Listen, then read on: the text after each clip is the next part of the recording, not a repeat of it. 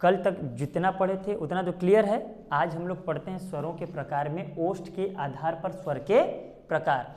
तो ओष्ठ के आधार पर कितने प्रकार से हम स्वर को बांट सकते हैं, जो होठ की आकृति है कैसी बन सकती है, दो तरीके की। देखना जरा, वृत्त की तरह बना है कि नहीं, और एक बिना वृत्त का। ये देखो जैसे मैं बोल रहा हूँ साधारण है ना। तो एक तो हो सकता है जब हमारे होठ की आकृति इस तरीके की हो तो क्या हो गया, वृत्तमुखी, समझ में आ रहा है ना। और एक अवृत्तमुखी, बात समझ में आई कि नहीं, बोलो। तो दो प्रकार का होता है, वृत्तमुखी और क्या हो गया, अवृत्तमुखी। कोई दिक्कत जी किसी को? अब जरा देखो, एक और नाम से जानते हैं, लेकिन नाम बताने से पहले वो मैं सीखना चाहता हूं तुम ही लोगों से कि जरा बताओ कि किसको किसको वृत्तमुखी कहेंगे, किसको किसको अवृत्तमुखी। रटना नहीं है, बस पढ़ोगे आ ना, पूरा आउ तक पढ़ते जाओ। देखो किसमें किसमें वोट तुम्हारा या होठ गोला बन रहा है, जरा पढ़ करके सुनाओ फटाक से।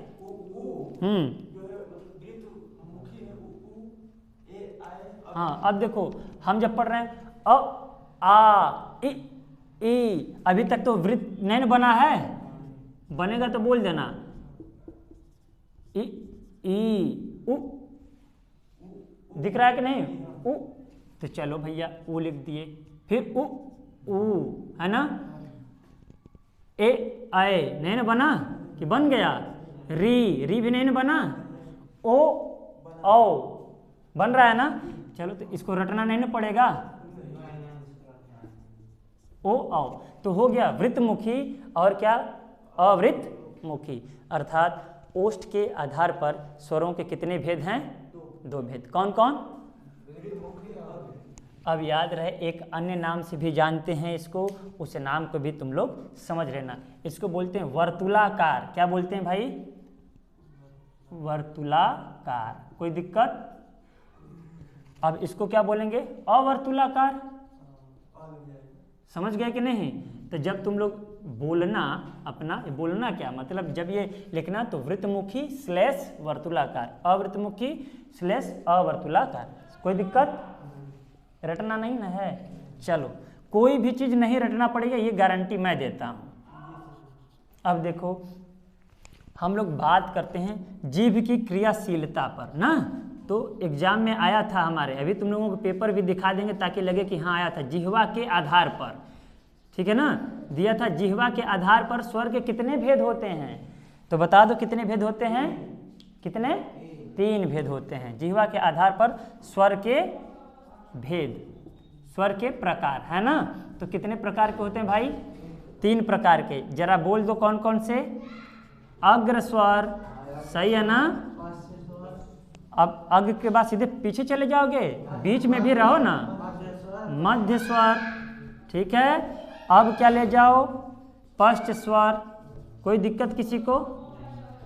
अच्छा, जीभ की क्रियाशीलता पर ये है। तो हम लोग बोलते हैं तो जीभ का तो पता है ना, कौन सा भाग क्या है। अब देखो, जैसे ये हमारी जीभ हो गई ना, ये हमारी जीभ हो गई मान लेते हैं, ठीक है ना। तो कुछ लोग बताते हैं अग्र इधर है, लेकिन नहीं यार, ये देखो ना, जैसे कि अगर हम बात कर रहे हैं, ठीक है, चलो ये उतने अच्छे कलाकार नहीं, लेकिन भावनाओं को समझना, ठीक है ना। ये जैसे है तो ये हमारा माउथ कैविटी है, मुख है, ठीक है ना, और ये अपना जीभ है, और यहाँ से जो है, यहाँ पर ये कंठ दिख रहा है कि नहीं, काकल्य बोलते हैं मान लो, ठीक है ना।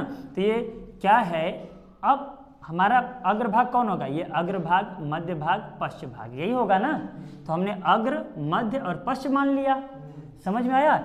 अब लोग इधर से अग्र मानते हैं, वो एक कंफ्यूजन में मानते हैं, मैं वो बताऊंगा कि क्यों मान जाते हैं, ठीक है ना। चलो, तो अब तुम बताओ, मध्य में एक याद रखना, ठीक है ना, मध्य में क्या आता है? ओ, समझ गए ना। अब उसके बाद में रटना नहीं है, समझ में। देखो, अ आ ई उ ए ओ औ री। अब बताओ, रटना पड़ा मुझे या तुम्हें रटना पड़ा? याद हो गया कि नहीं? नहीं तो लिस्ट बना करके रटते रहो, किसमें क्या है किसमें क्या है, कन्फ्यूजन हो जाएगा। अभी और एक ट्रिक बता दूंगा कि फिर नहीं रटना पड़ेगा और आसान हो जाएगा। क्या यही कम आसान थोड़ा ही है? पहले अग्र लिखेंगे, फिर मध्य लिखेंगे, पश्च, मध्य वाला याद रख लें अ है, फिर हमको अ आ इ ई आता है, अ आ इ ई उ ए ऐ ओ औ ऋषि र। समझ में आया कि नहीं आया? आया ना? छूट गया है, हाँ वेरी गुड। हमसे मिस्टेक हो जाता है लिखने में, वो बता दिया करो। तो इसमें कोई किसी को दिक्कत कि अग्र स्वर किसे कहते हैं, मतलब परिभाषा से देखेंगे ना तो गड़बड़ भी हो जाएगा कुछ चीज़ें। वे स्वर जिनको जीभ के अग्र भाग से बोला जाता है उसे क्या बोलते हैं? बोल दो भाई, अग्र स्वर। और जिन्हें जीभ के मध्य भाग से बोलते हैं उसे क्या बोलते हैं? जिनको पीछे वाले भाग से बोलते हैं उसको क्या बोलते हैं? ये तो फिर भी समझ में आता है, लेकिन इन दोनों में कन्फ्यूजन हो जाता है। तो कन्फ्यूजन होने से बेहतर है कि एग्जाम में हमें नंबर लाना है, तो नंबर लाने का तरीका क्या है कि हमें याद हो जाए, और याद रटने से नहीं करना है, तरीके से करना है। एक और तरीका बता देता हूँ, ये देखो किस नंबर का है भाई, चलो ऐसे देख लेते हैं। ये 1 नंबर पे है, 2 नंबर पे है, और ये क्या है 3 नंबर पे है। देखो अगर मध्य वाला तुम्हें याद हो गया, मध्य वाला याद हो गया, तो ये देखो ना, ये 3 लिखा है, तो देखो सभी 3 से ही तो बने हैं भाई। देखो इसमें भी 3 है, 3 है, 3 है, 3 है, 3 है, सभी 3 वाले किस में आएंगे? तीसरे वाले में आएंगे, फर्स्ट में आएंगे। आप बताओ इससे सरल ट्रिक हो सकती है क्या? बना लो खुद से। अब देखो भाई, आ भी 3 से बना है, ओ भी 3 से ही बना है, बड़ा ओ भी 3 से, ओ भी 3 से, और भी 3 से। जिंदगी में नहीं भूलेगा कि भूल जाएगा। तो ये तरीका है याद करने का। नहीं तो लिस्ट बना करके लुसेंट का, चाहे हमने कहा ना आदित्य पब्लिकेशन का, जो है बस लिस्ट बना कर रटते रहो, दीवार पर चिपका कर रटते रहो, कोई फर्क पड़ने वाला नहीं है। मेरी बात समझ में आई? याद हो गया इतना? कॉपी करो फटाक से, आगे हम लोग बात करते हैं। अब पढ़ेंगे तालु के आधार पर या मुख द्वार खुलने के आधार पर स्वर के प्रकार। किताबों में क्यों लिए देगा मुख द्वार खुलने के आधार पर, लेकिन मैंने तालु क्यों बोला है?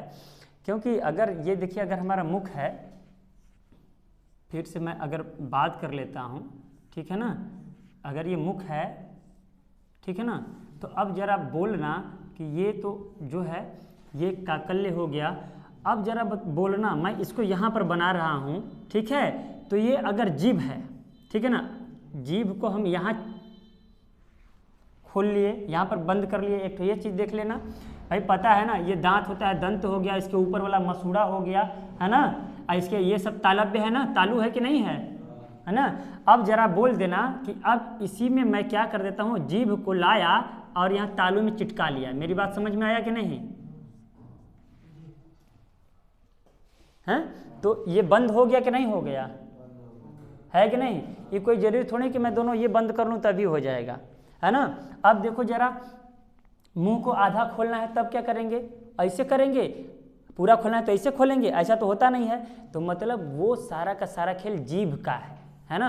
अब जीभ की क्रियाशीलता नहीं है, देखो जीभ की क्रियाशीलता का मतलब बोलने से हो रहा है। यहाँ पर मैं केवल द्वारा रोकने, मतलब बंद करने और खोलने में प्रयोग कर रहा हूँ अपने जीभ का।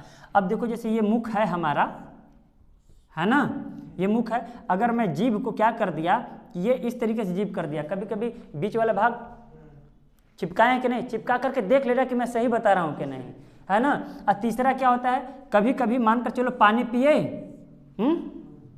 कुछ खाए, तो सोच रहे हो कि बड़ा मजा आ रहा है यार, उसको घोटे ना, घोटना मतलब निगलना है ना। बचपन में खूब करते थे, जैसे नमकीन बिस्कुट खा लिए तो चुपचाप मुंह में रखे हुए हैं और उसको अंदर नहीं जाने दे रहे हैं। अंदर कैसे नहीं जाएगा, जब धीरे से जीभ को दबा लेंगे, है ना। दबाने का मतलब जब यहाँ पर हम अपना जीभ जो है यहाँ पर ऐसे कर लेंगे, जीभ अपना लगभग, तो यहाँ से तो बंद कर दिए, अंदर जाएगा नहीं। समझ रहे हो कि नहीं? तो इन सब के कारण क्या हम लिख दिए हैं, तालु के आधार पर। अब चलो ये बातें समझ में आ गई कि नहीं? हाँ ठीक है, ठीक। अब जरा देख लेना, मैं इसको थोड़ा सा कर देता हूँ कि भाई मुख कैसे कैसे खुलता है, जरा बता देना। देखो मुख तुम्हारा पूरा खुलता है, मुख तुम्हारा आधा खुलता है, मुख तुम्हारा पूरा बंद होता है, मुख तुम्हारा आधा बंद होता है ना। मतलब कितने प्रकार के हो गए, अर्थात मुख द्वार खुलने के आधार पर स्वरों की जो प्रकार है कितनी हैं, 4 प्रकार की हैं। समझ में आ गया? तो चलो, खुले हुए को क्या बोलते हैं, विवृत। क्या बोलते हैं? विवृत स्वर, मतलब मैं लिख देता हूं खुला हुआ। समझ जाओगे कि नहीं ये बताओ, कोई दिक्कत नहीं ना है?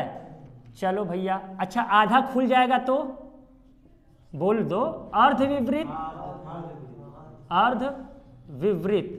तो मैं इस खुले वाले को मिटा दूं क्या? समझ जाओगे ना? अच्छा अब देखो यहाँ से हम लोग विलोम शब्द भी सीख रहे हैं। देखो बंद को क्या बोलते हैं? संवृत। क्या बोलते हैं? संवृत। मतलब लिख ही दूं, क्या पता भूल गए तो बंद, ठीक है ना। अब आधे बंद को क्या, आधे बंद को क्या बोलेंगे? अर्ध संवृत। कोई दिक्कत?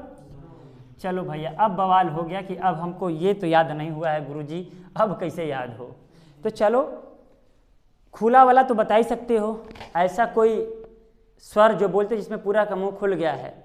जैसे जोनी जोनी एस पापा, ईटिंग शुगर नो पापा, पढ़े कि नहीं हैं? टेलिंग लाई नो पापा, ओपन योर माउथ हा हा हा, ऐसे करता है कि नहीं? वो मुंह खुलवाते हैं लेकिन वो वास्तव में क्या बोलता है? आ बोल देता है, बोलता है कि नहीं? जूनियर जूनिया जी बाऊ जी, याद है? तो इस तरीके से देखो जब आ तुम बोलोगे तो आ बोलकर देखो ना, पूरा मुख तुम्हारा ऐसे खुल जाएगा। आ बोलकर देख लो एक बार, खुल गया कि नहीं खुल गया? तो मतलब हमें कुछ याद रहे या ना याद रहे, हमको आ खुला हुआ याद हो गया। कोई दिक्कत? अब देखो आधा खुला हुआ से क्या होगा? रटना नहीं है, हमें कुछ नहीं पता है, एक भी स्वर नहीं पता है मुख खुलने के आधार पर, लेकिन एक तो पता है आ बोले मुख खुल गया ना। अच्छा तो ये बताओ आ का आधा क्या होगा? अ होगा कि नहीं होगा?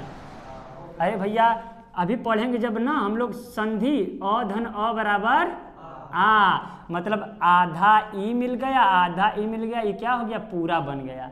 समझे कि नहीं? तो जब ये आ विवृत है तो ये इसका आधा क्या होगा? अर्ध विवृत। अब देखो दो चीज सीख गए हम लोग, सीख गए कि नहीं? क्या इन दोनों को तुम लोगों को याद करना पड़ेगा? क्या पड़ेगा कि याद नहीं ना पड़ेगा? अब इसके अलावा हमें कुछ नहीं याद है, अ भी याद हो गया, ई भी याद हो गया। समझ में आया? तो अब देखो क्या कमाल करते हैं, अ आ क्लियर हो गया, लिख दो ई उ ऋषि र। समझ में आया? मेरी बात समझ में आई कि नहीं? अभी ए ऐ ओ औ बचा है ना, अब इसमें खेला करेंगे हम लोग। क्या करेंगे जरा बताना, ये ए है, ये कैसा स्वर है? संयुक्त स्वर है, पढ़े थे ना? तो जरा बताओ कि ये किस किस से बना है भाई? तो देखो ये अ से बना है और ई से बना है। जब पढ़ेंगे गढ़ धन ईस बराबर गणेश, तो यहाँ ए बन गया। हाय देखो अर्ध विवृत से ए बन रहा है, तो ये अर्ध संवृत होगा कि नहीं? अरे भैया अर्ध विवृत और संवृत दोनों मिला है कि नहीं मिल गया? और मिल करके किस में बन गया? संवृत में। भावनाओं को समझो, समझ में आया? अच्छा ये बताओ ए आ गया तो ऐ भी आ जाएगा कि नहीं? चलो भैया ओ देख लेते हैं, है कि नहीं? ओ किससे बनता है जरा बता दो? अ धन उ बनता है कि नहीं? देखो अर्ध विवृत से और संवृत से बनेगा तो अर्ध संवृत हो जाएगा कि नहीं? संवृत का संवृत चुरा लेंगे और अर्ध का अर्ध। अब बताओ ये उ के साथ ओ बन गया और औ बन गया। बताओ रटना पड़ेगा क्या? रटना पड़ेगा क्या? याद हो गया क्या भाई? क्रम से लिख देगा, विवृत अर्ध विवृत संवृत अर्ध संवृत। आ जूनियर जूनिया वाला याद है हमको, तो आ याद हो गया और आ का यद्धा अ क्लियर हो गया। फिर हमको अ आ लिख लिए तो खाली हो गया, तो संवृत में क्या लिखेंगे? ए उ री, भूल के लिख दिए ए ऐ ओ औ। तो हमें दिमाग में तो ये है ना कि ए कैसे बनता है? ये दो ठेउरन से मिलकर बनता है। ठेउरा समझते हो ना? दो लोगों से मिलकर बनता है। जब ये दो लोगों से मिलकर बनता है तो कहाँ इसके पास भी नहीं रहेगा, इसके पास भी नहीं रहेगा, है ना? तिसरका के पास रहेगा। समझ रहे हो कि नहीं? तो अर्ध का अर्ध चुरा लिए और संवृत का संवृत। तो इस तरीके से मुख्य द्वार के खुलने के आधार पर स्वर चार प्रकार के होते हैं, विवृत, अर्ध विवृत, संवृत और अर्ध संवृत। विवृत का मतलब खुला हुआ मुंह आ, अर्ध विवृत का मतलब आधा आ का आधा अ, तो अ हो गया। फिर उसके बाद में समृत में याद रहना चाहिए इ उ री, ठीक है ना। ए ऐ ओ औ अर्ध विवृत में है, क्योंकि ये अर्ध संवृत में है, क्योंकि ये अर्ध विवृत अ तथा संवृत ई से मिलकर के ए बना है। अविवृत अ तथा संवृत उ से मिलकर के बना हुआ है। कोई दिक्कत इसमें? उतार लेना। एक चीज और बता दें, कल, हाँ बोलो, किसको बना दें? हाँ भाई, क्या हम गदहिया गोल वाले लड़का हैं, समझ में आ गया? ये आय है, छूट गया था। अच्छा, अब इसमें तुम हमेशा देख लो 1 2 3 4 5 6 7 8 9 10 11, हर हाल में 11 ही आ रहे हैं कि नहीं आ रहे हैं? तो इसको मिटा दूं कि रहने दूं? चलो फटाफट इसको कॉपी करो। फिर उसके बाद में एक कल चर्चा हम लोग एक दिन कर लिए थे, लेकिन उसको बता देता हूँ, फटाफट उतारो। एक है जाति के आधार पर, हालांकि किताबों में नहीं मिलेगा, ना ही एग्जाम में देता है, क्या पता दे दे तो। जाति के आधार पर स्वर कितने प्रकार के होते हैं बता चुके थे कल, बता दो, बोलो। 2 प्रकार के। अरे भाई, एक होता है सजाती स्वर हैं, और एक होता है विजाती स्वर, बताए थे कि नहीं? सजाती स्वर और विजाती स्वर। दूसरा होता है विजाती स्वर। हमें लगता है हम विजाती गलत लिख दिए, सजाती है, बड़ी की मात्रा रहेगी, बड़ी की मात्रा, ठीक है ना। सजाती का मतलब जो एक ही जैसे स्वर हों, जैसे अ, देखो ये आ सजाती है ना, है ना। ई सजाती एक ही जैसा है ना, याद आ गया? उ याद हो गया ना। ए ऐ ओ आओ, कोई दिक्कत? ओ आओ, चलो भैया। अब विजाति में देखो अ ई अलग अलग है ना, ई ए। अब भावनाओं को समझ गए तो लिखने की कोई आवश्यकता नहीं है। जाति के आधार पर कितने प्रकार के? 2, ठीक है ना। दिख ले, मतलब दिख रहा है कि नहीं? किताबों में मिलता है क्या ये? नहीं, तो ये मानकर चलो अपने से बना दिया गया। कोई भी टीचर बना सकता है, अगर चाहे तो दे देगा। कल एक एग्जाम्पल कराए थे कि नहीं? निम्नलिखित में से सजाती स्वर को छांटिए। तो ऑप्शन नंबर 1, क्वेश्चन समझ में आया मैंने क्या कहा? निम्नलिखित में से सजाती स्वर को छांटिए। दे दिया अ और ओ, दे दिया ई और ए, दे दिया अ और आ, दे दिया आ और औ। अब जरा बताना सजाती स्वर कौन सा है? 3 नंबर अ आ। समझ में आया कि नहीं? ये सब के सभी क्या हैं? विजातीय हैं। इसमें कोई डाउट? समझ में आ गया? अब देखो हम लोगों का झंझट खत्म। अब क्या पढ़ना है? अनुस्वार और विसर्ग। जैसे ही पढ़ लेंगे हम लोग आ जाएंगे अपने व्यंजन पर। किस पर आ जाएंगे? मैं बहुत, हाँ सब विजाती हैं। कोई दे देगा निम्नलिखित में से कौन विजातीय हैं, और ये दे करके ऑप्शन बना दिया। ऐसे देखो, पहला ऑप्शन बना दिया ए 2 एवं 3। देखो कितने तरीके से बना सकता है, तुमसे खेल सकता है एग्जामिनर, क्योंकि अगर तुम उसे खेल में हरा दोगे तभी तुमको क्या मानेगा कि तुम वीर पुरुष हो, अर्थात उसके योग्य हो। सही बोल रहा हूँ कि नहीं? एक भाई झूठ तो हम बोलते नहीं हैं, सही बोल रहा हूँ ना। विजाति की बात कर रहा हूँ। अब देखो 2 3, अब देखो इतना भयंकर बना दिया। पढ़े विजाति दिखा, खट से ना रंग दिए, पहला गड़बड़ा गया है कि नहीं? लेकिन देखिए, अरे बाप रे बाप, यहाँ तो ये दिया है इतना। चलो तो पहला विजाति है, दूसरा विजाति है, तीसरा सजाती है, मतलब ये तो नहीं होगा। जहाँ जहाँ 3 होगा वहाँ नहीं होगा, 3 है नहीं होगा, 3 है नहीं होगा, हैया वाला होगा। चेक कर लो, विजाति विजाति विजाति, ऑप्शन नंबर सी सत्य है। समझ में आएगा नहीं? उसी क्वेश्चन को बढ़ा चढ़ा कर ऐसे कर दिया, ठीक है ना। ऐसा आता है ऑप्शन तो अक्सर गलती होता है, क्योंकि पहला देखते हैं रंग देते हैं, यहीं पे हम खुद किए हैं, तो इसलिए मैं बताता हूँ इस तरीके से। मिटा दूँ? आ गया ना? अब चलो बात करते हैं अंक और अह की। किसकी बात करते हैं भाई? तो उसे हम क्या बोलते हैं? अयोग वाह, ठीक है ना। अच्छा, अब इसे तोड़ेंगे तो क्या होगा? अ होगा, योग होगा, और क्या होगा? वाह।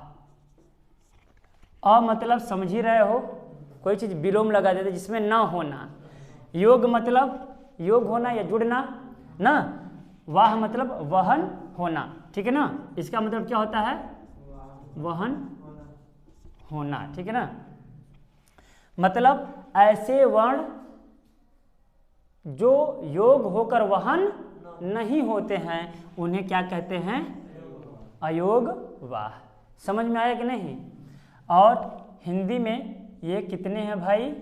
2 है, जिसको एक बोलते हैं अनुस्वार ना। क्या बोलते हैं? अनुस्वार। और एक को बोलते हैं विसर्ग। क्या बोलते हैं? विसर्ग। कोई दिक्कत? एक को बोलते हैं अनुस्वार, एक को बोलते हैं विसर्ग।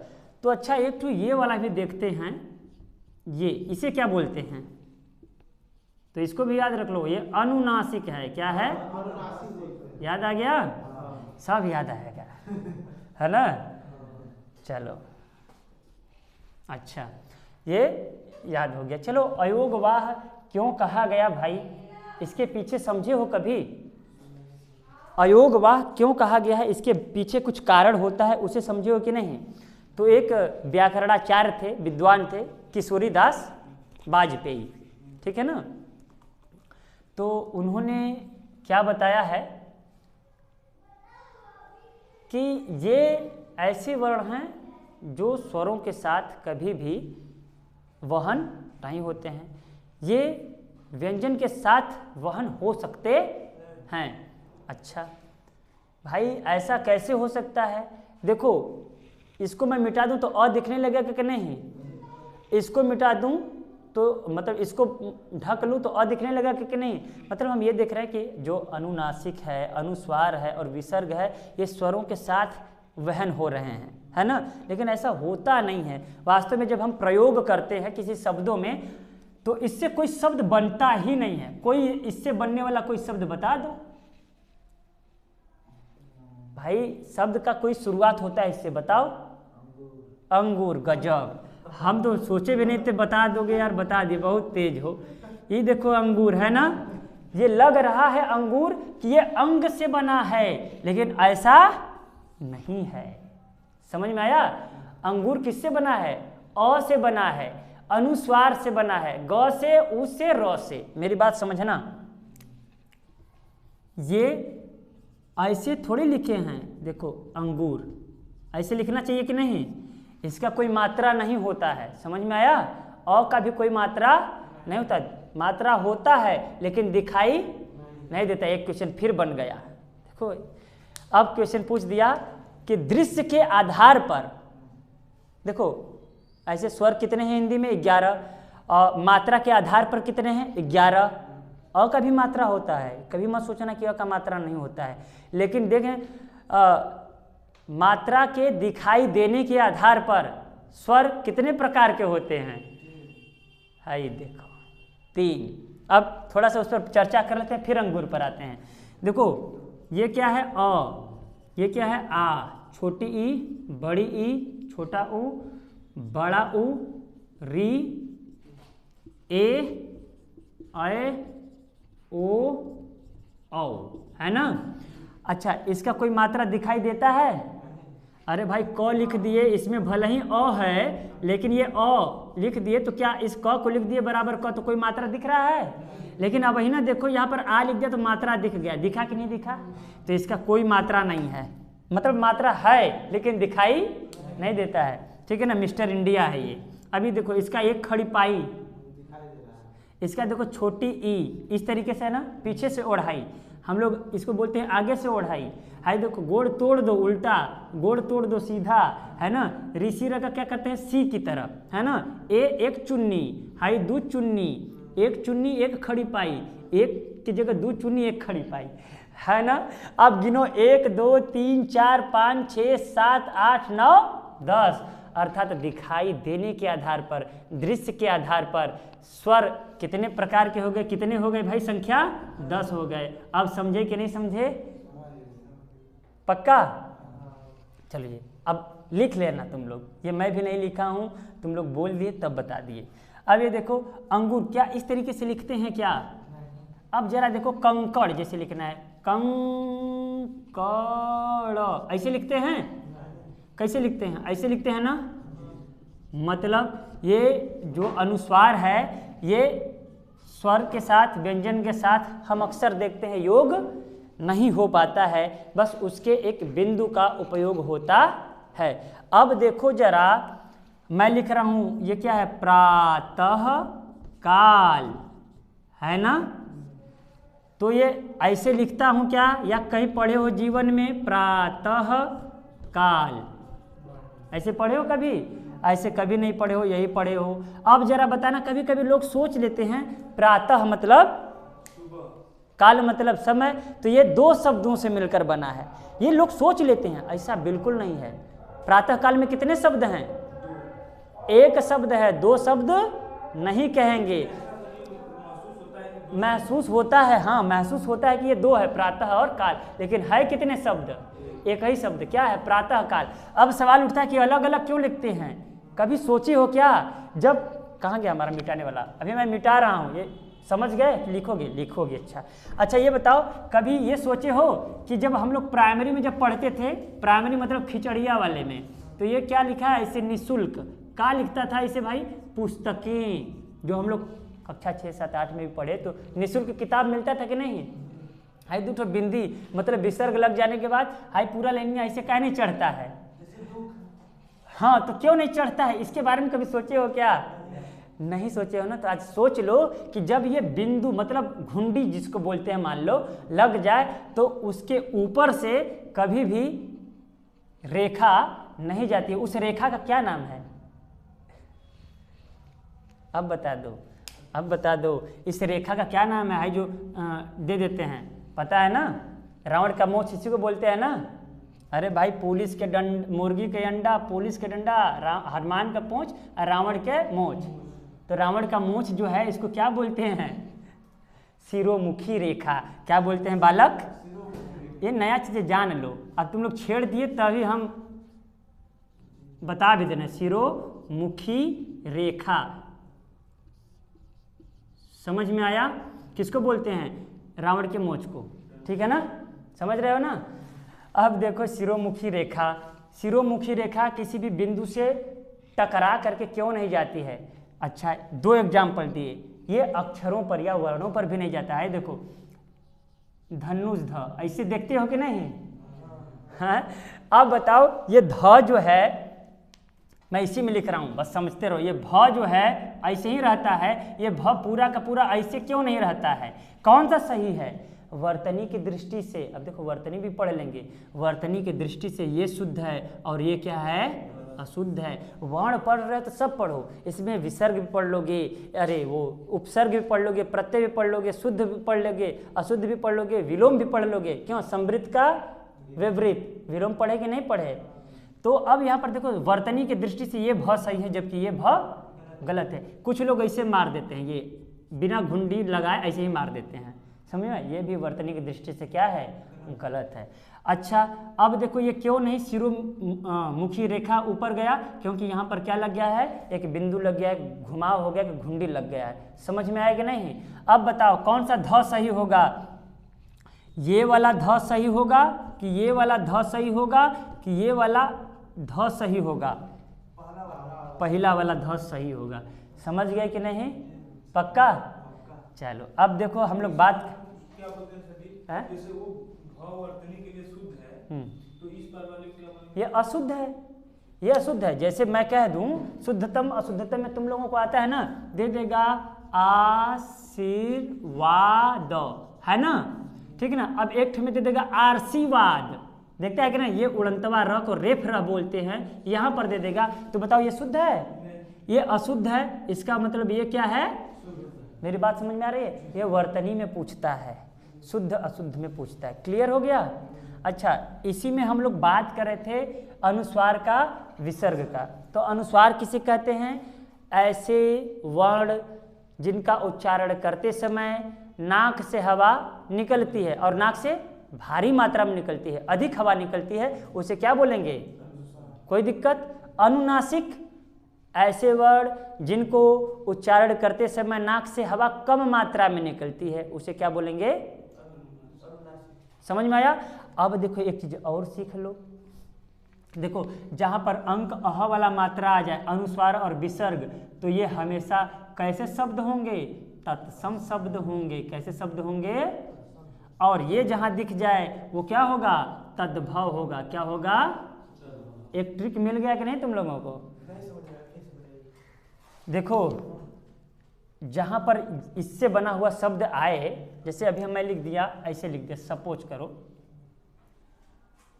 ये है गंगा, ठीक है ना, बस मान लो, है ना। वैसे तो गंगा और तत्सम रूप में ऐसे लिखा जाता है ना, मेरी बात समझ लेना, ठीक है ना। तो मैं ऐसे ही लिख रहा हूं गंगा, ठीक है ना, और ये लिख दिया, ठीक है। तो कौन सा तत्सम रूप है, ये तत्सम है, ठीक है ना, और ये क्या है, तद्भव है। समझ में आया। अभी मैं जब पढ़ाऊंगा तत्सम तद्भव तो उसे भी समझा दूंगा, ठीक है। वो थोड़ा सा रटने वाला है, प्रैक्टिस करने वाला है, तरीका मैं बता दूंगा। क्लियर है ना, मैं बताऊंगा। बातें समझ में आई। अच्छा, तो ये जहां पर आएंगे तत्सम हो जाएगा, ये जहां पर आएगा तद्भव हो जाएगा। अच्छा, मैं बोलता हूं कुछ शब्द को, ठीक है ना, कुछ शब्द को बोलता हूं। अच्छा, नाक दबाओ, दबाओ सभी लोग, बोलो कंकड़। कंकड़, नाक में फूल गया कि नहीं फूल गया, आप लोग भी बोलिए जो देख रहे हैं, कंकड़ फूल जा रहा है ना। अब देखो ऐसे बोलो कंकड़, बोल पा रहे हो कि नहीं, मतलब नाक से हवा आती है, इतना तो पक्का हो गया।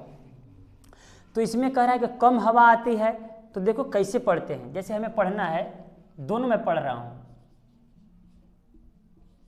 ठीक है ना, ये भी पढ़ रहा हूं और ये भी पढ़ रहा हूं। देखो इसको पढ़ रहा हूं, चांद, पढ़ो, देखो न आ रहा है, अब ऐसे बात करके पढ़ो ना, फूल रहा है ना, चांद, मतलब ये न जो अनुस्वार का आ रहा है, ये बहुत ज्यादा मात्रा में हवा निकल रही है।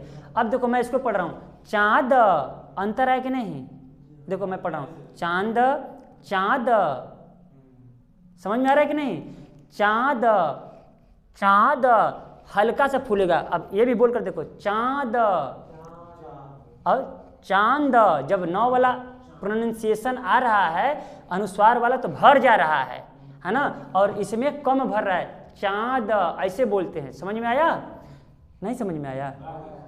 तो अब देखो ये चीज हो गया, अर्थात जिस भी स्वर पे अनुनासिक चिन्ह लग जाएगा तो उसे हम बोलेंगे अनुनासिक स्वर। समझ में आया। और जिस पर नहीं लगेगा उसे क्या बोलेंगे, तो अनुनासिक का विलोम क्या होता है, निर्नुनासिक। क्या बोलेंगे, निर्नुनासिक।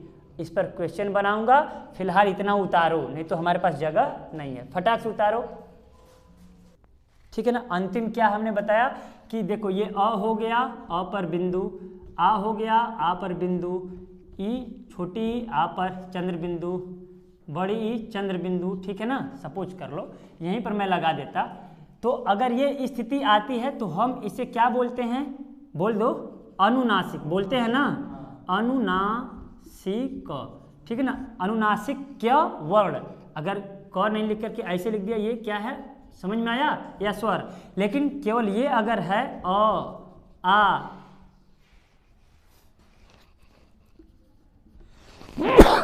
छोटी ई, बड़ी, तो इसका विलोम हो जाएगा कि नहीं। तो ये कैसे वर्ण है भाई, निर्नुनासिक्य वर्ण। समझ में आ गया, निर्नुनासिक्य वर्ण। समझ में आया। आज की क्लास यहीं तक रहेगी, मिलेंगे हम लोग कल, ठीक है। उतार लो, उतरना है तो।